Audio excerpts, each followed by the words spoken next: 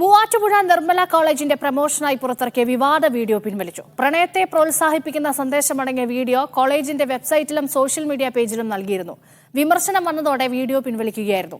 കോളേജിന്റെ മൂല്യങ്ങൾക്ക് വിരുദ്ധമായി വീഡിയോ ഇറക്കിയതിൽ കോളേജ് മാനേജ്മെന്റ് ഖേദം പ്രകടിപ്പിച്ചു. വിവരങ്ങൾ നൽകാൻ എം കെ ഷുക്കൂർ ചേരുന്നുണ്ട്. ഷുക്കൂർ, ഏത് സാഹചര്യത്തിലാണ് ഇപ്പോൾ വീഡിയോ പിൻവലിച്ചിരിക്കുന്നത്?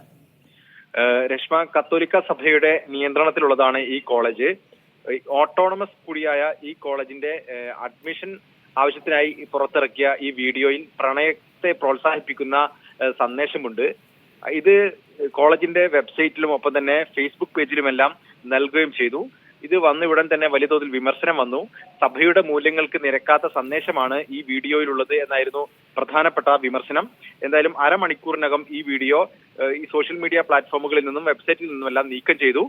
ഇതിനെ തുടർന്നാണ് സഭാ വക്താവ് കൂടിയായ ഫാദർ ഡോക്ടർ പയസ് മലയക്കണ്ടത്തിൽ ഒരു വിശദീകരണക്കുറിപ്പ് പുറത്തിറക്കിയത്. സഭയുടെ മൂല്യങ്ങൾക്ക് നിരക്കാത്ത ഇതാണ് ഈ വീഡിയോയിലുള്ള സന്ദേശം. ഇത് പുറത്തുള്ള ഒരു ഏജൻസിയെ ഏൽപ്പിച്ചതാണ്. ആ ഏജൻസിയാണ് ഇത് തയ്യാറാക്കിയത്. എന്തായാലും ഇതിൽ ക്ഷമ ചോദിക്കുന്നു എന്നാണ് ഈ വാർത്താക്കുറിപ്പിൽ പറയുന്നത്. ശരി.